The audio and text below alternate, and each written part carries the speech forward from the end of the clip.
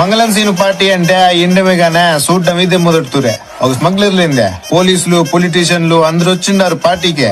అన్ని కోట్ల సరుకు కాపాడేసరికే పుష్ప ఒక్కతూరిగా హీరో అయిపోయినాడు. మంగళం సీనే స్వయంగా తీసుకెళ్లే ఎంపీ గారికి పరిచయం చేసి ఉన్నాడు.